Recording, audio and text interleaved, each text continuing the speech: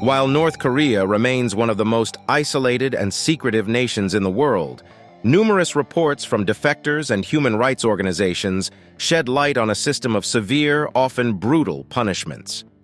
These reported practices aim to stifle dissent and instill a culture of fear, helping to maintain an iron grip on the population. In this context, we delve into various forms of reported punishments, each of which illuminates the gravity of human rights concerns in the country. Number 1. Reports of severe human rights abuses. Reports of severe human rights abuses in North Korea are numerous and come from a variety of sources, including defectors, non-governmental organizations, NGOs, United Nations agencies, and independent human rights investigators. These reports indicate a state-controlled system where the government enforces its laws and ideological purity with extreme measures. The authoritarian regime, currently led by Kim Jong-un, is believed to maintain an environment of fear and repression to stifle dissent, control its populace, and prevent uprisings. One of the most damning pieces of evidence concerning human rights abuses in North Korea is a comprehensive report released by a United Nations Commission of Inquiry in 2014. The report documents widespread, systematic, and gross human rights violations, including crimes against humanity. It details practices such as extrajudicial killings, enforced disappearances, arbitrary detention, and torture. The report also draws attention to the harsh conditions in political prison camps, where detainees are subjected to forced labor, inadequate food, and medical neglect. Public executions are another form of extreme punishment that has been reported. These are often carried out without due process and serve as a public spectacle meant to instill fear and obedience. Even watching foreign media or engaging in unauthorized communications with outsiders can result in dire consequences, including death penalties in extreme cases. Women and children are not exempt from these brutal conditions. Reports suggest that women are often the victims of sexual violence and exploitation, including forced abortions and infanticide. Children, too, are subjected to forced labor and ideological indoctrination in schools, preparing them for a lifetime of unquestioned loyalty to the regime. While information coming out of North Korea is difficult to verify independently due to the secretive nature of the regime, the consistency of these reports from various sources paints a grim picture of human rights in the country. The international community continues to struggle with how best to address these issues while also contending with North Korea's nuclear ambitions. Number 2. Harsh punishments. The system of punishments in North Korea, as described by defectors and human rights organizations, is a severe one designed to suppress dissent and maintain strict control over the populace. These punishments are meted out not just for crimes that are considered serious in other parts of the world, but also for offenses that are unique to the North Korean regime's strict controls on information, movement, and speech. Public executions are one of the harshest forms of punishment reported in North Korea. These executions are usually carried out by firing squads and are often public events meant to instill fear in the local population. The reasons for these executions can range from charges of treason and espionage to less grave offenses like smuggling contraband or consuming foreign media. Public executions serve as a stark reminder to the populace about the potential consequences of defying the regime. Another form of harsh punishment is long-term imprisonment in labor camps, often referred to as kwanliso. Conditions in these camps are said to be abysmal, with prisoners subjected to forced labor in dangerous conditions. Malnutrition, lack of medical care, and physical abuse are rampant. Many prisoners don't survive their sentences, succumbing to the harsh conditions or execution. These camps serve not just as a punishment, but as a warning. The fear of being sent to a labor camp is used as a means of social control. Corporal punishment is another reported method employed by the authorities. Methods may include severe beatings, water torture, and stress positions designed to inflict both physical and psychological harm. In some cases, family members of the accused may also be subjected to collective punishment, whereby relatives, including children, can be sent to labor camps based on the guilt by association principle. Additionally, repatriation to North Korea often results in severe punishment for defectors. Those who are caught attempting to flee the country or who are forcibly returned after having escaped face interrogations, torture, and often long-term imprisonment. This serves both as a punishment for the individual and as a deterrent to others who might consider leaving the country. Overall, the regime in North Korea uses these severe punishments as a tool to maintain its totalitarian control. The goal is to create a climate of fear that discourages any form of dissent or deviation from the state-sanctioned norms. While these accounts rely on testimonies that are hard to independently verify, the sheer volume and consistency of such reports paint a deeply concerning picture of the state of human rights in North Korea. Number 3, frequently cited by defectors' NGOs and international organizations. Accounts of extreme punishments and human rights abuses in North Korea have been consistently brought to light by various parties, most notably defectors who have managed to escape the regime, non-governmental organizations, NGOs, focusing on human rights issues, and international organizations such as the United Nations. Each of these sources provides a different perspective, but they often corroborate the overarching themes of extreme control and punishment by the North Korean regime. Defectors' accounts are particularly harrowing, given that they offer first-hand experiences of life inside North Korea. People who have managed to flee the regime describe a wide array of punitive measures, from the well-known labor camps and public executions to subtler forms of psychological torture and indoctrination. Some defectors have even described witnessing family members being executed or sent to labor camps as part of collective punishments. While defectors' accounts are challenging to verify independently due to the closed nature of the North Korean state, the consistency in these stories paints a compelling picture of widespread abuse. NGOs, including international human rights organizations like Human Rights Watch and Amnesty International, have also been instrumental in gathering evidence and publishing reports on human rights abuses in North Korea. These organizations often interview defectors, gather satellite images of suspected prison camps, and collate information from other open sources to build a case for international action. While NGOs lack the ability to operate within North Korea, their rigorous methods and global reputation lend credibility to their findings, making them a vital source of information. International organizations, such as the United Nations, also play a significant role in documenting human rights abuses in North Korea. For instance, the United Nations Commission of Inquiry on Human Rights in the Democratic People's Republic of Korea, DPRK, published a comprehensive report in 2014. PRK government commits acts of cruelty and repression in its own territory, outlining various forms of abuses, including those that may amount to crimes against humanity. These reports often serve as a basis for sanctions and other diplomatic actions against the North Korean regime. However, international organizations also face the challenge of limited access to the country, which restricts their ability to conduct on-the-ground investigations. The efforts of these groups are often hindered by the secrecy and isolationism of the North Korean regime. However, the consistency of accounts across multiple sources provides a strong basis for concern.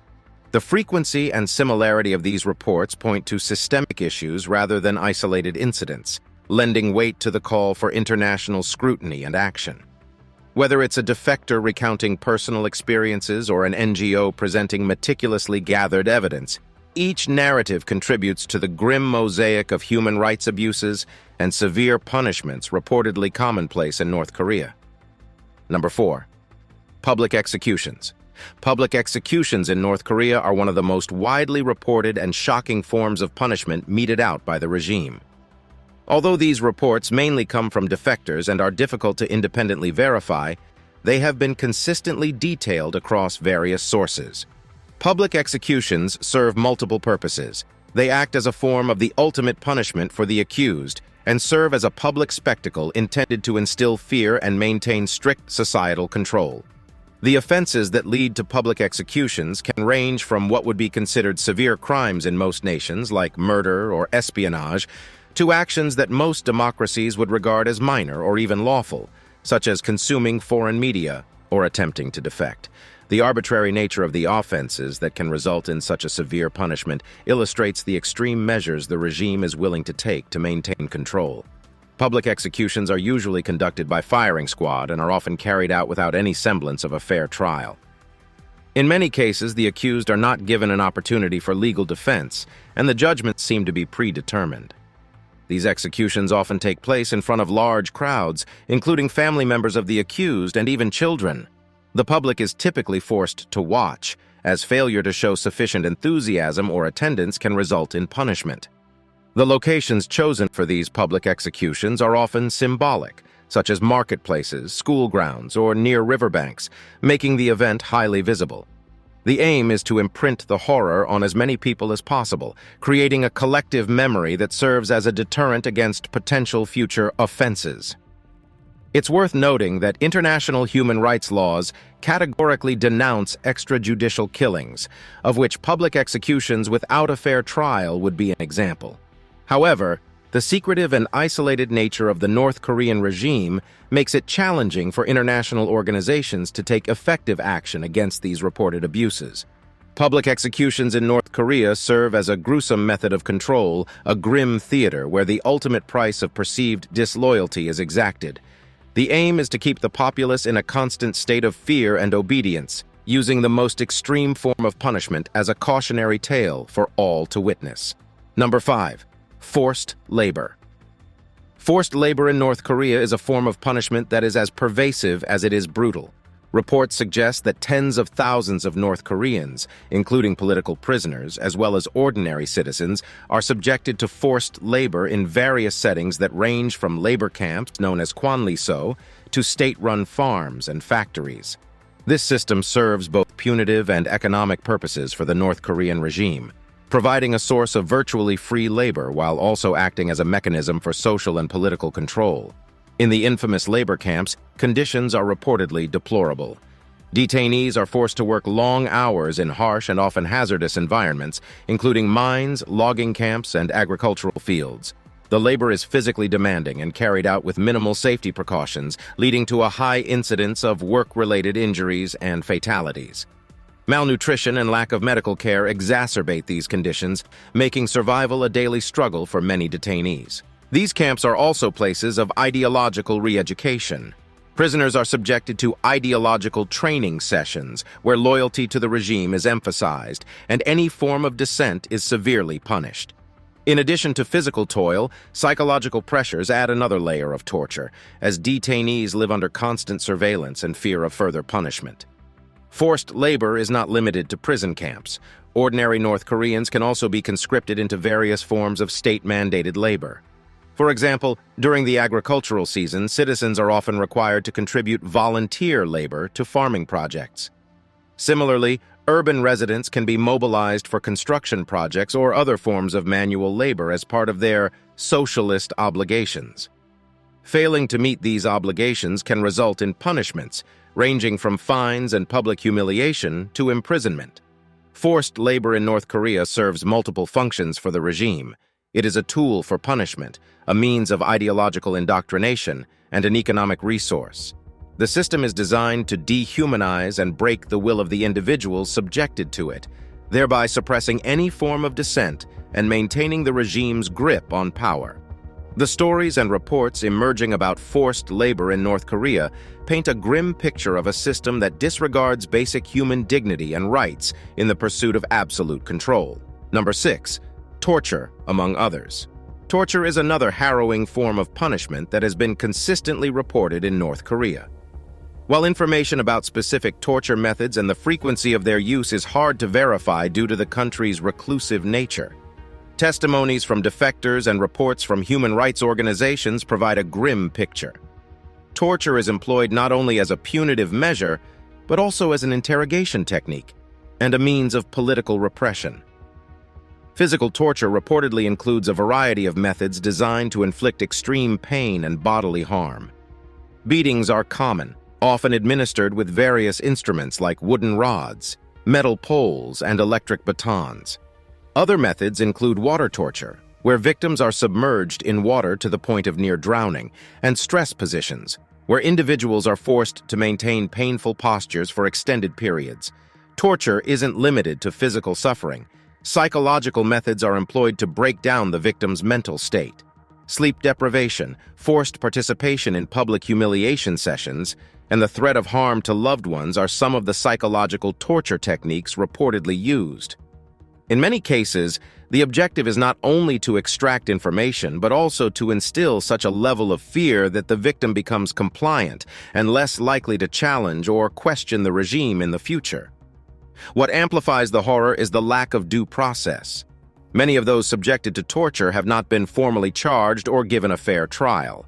Confessions obtained through torture are often used as evidence in sham trials, further enmeshing the practice in the judicial process. The absence of legal representation or any form of external oversight makes the interrogation chambers effectively lawless spaces, where almost anything can happen without repercussions for the perpetrators. These practices are in clear violation of international human rights laws, including the Convention Against Torture, to which North Korea is a signatory. However, the lack of transparency and the inaccessibility of the country make it challenging for the international community to intervene or hold the regime accountable. Torture in this context becomes more than just a form of punishment. It's a tool for maintaining an atmosphere of fear and submission, essential for the regime's survival. Number 7. Collective punishment and guilt by association. One of the most chilling aspects of North Korea's punitive system is the principle of yeonjwaje, often translated as guilt by association or collective punishment.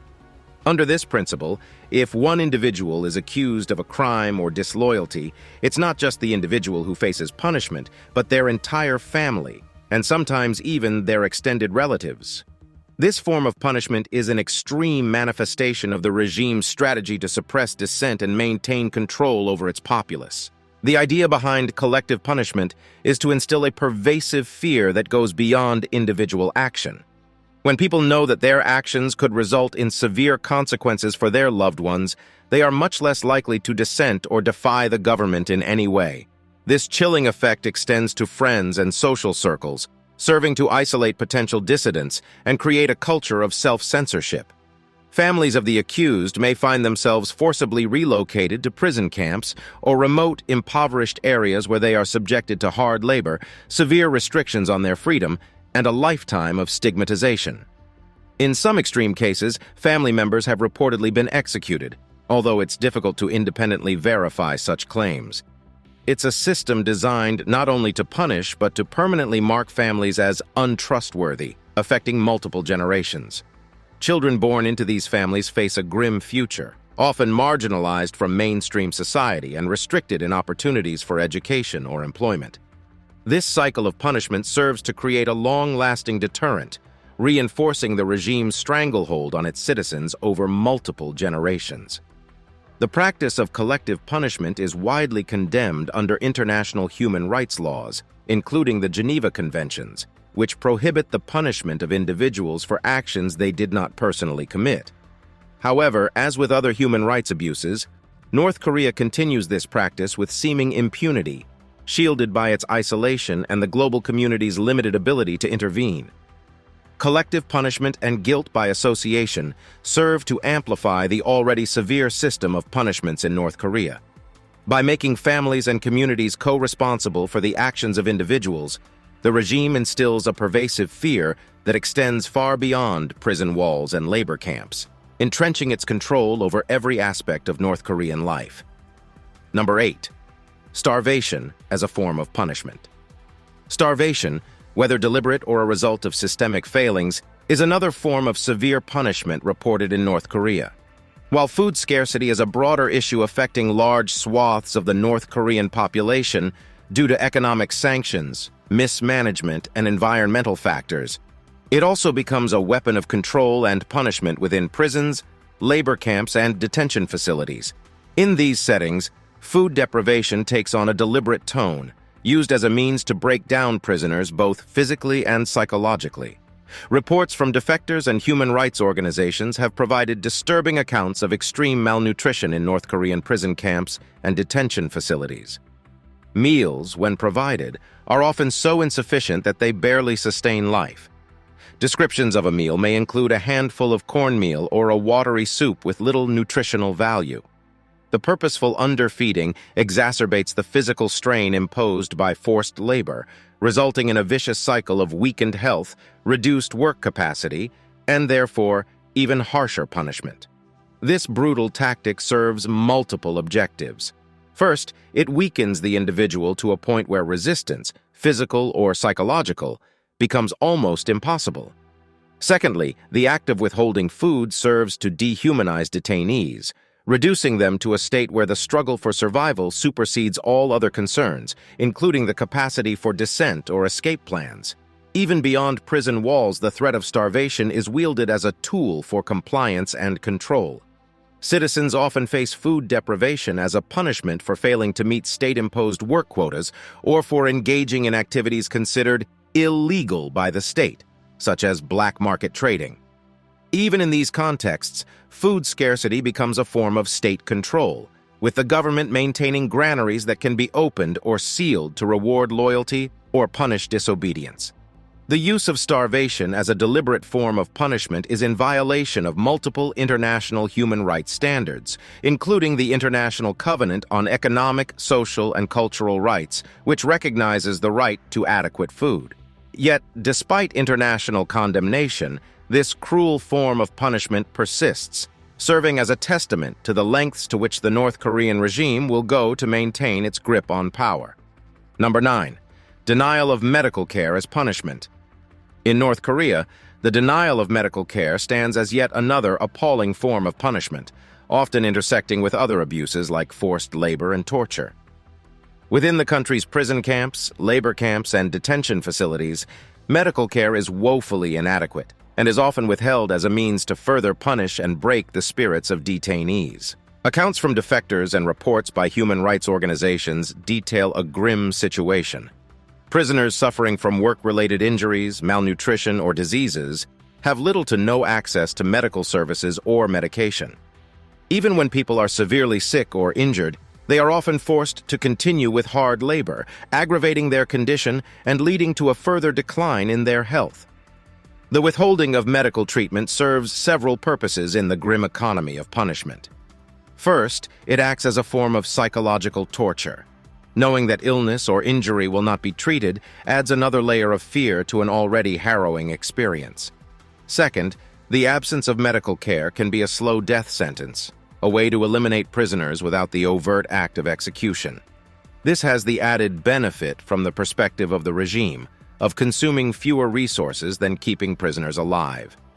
Outside of the penal system, denial of medical care also exists as a punishment for ordinary citizens who run afoul of the regime in some way.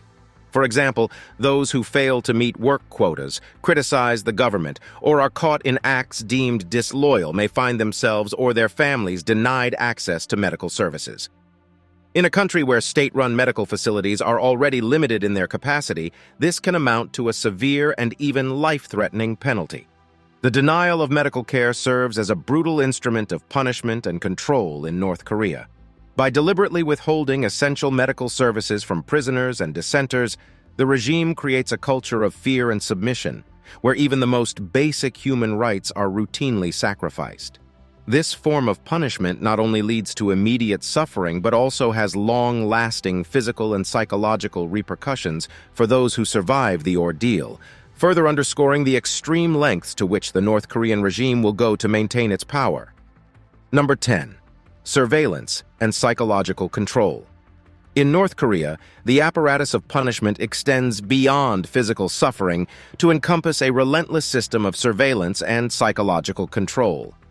While not a form of punishment in the traditional sense, the constant surveillance serves as both a preventive measure and a psychological tactic aimed at inducing self-censorship, trust issues, and generalized fear among citizens.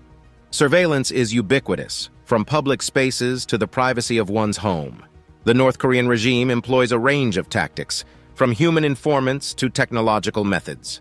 Neighborhoods are organized into units that are responsible for monitoring the behavior of their members, which creates an environment where individuals are constantly under the watchful eye of their peers.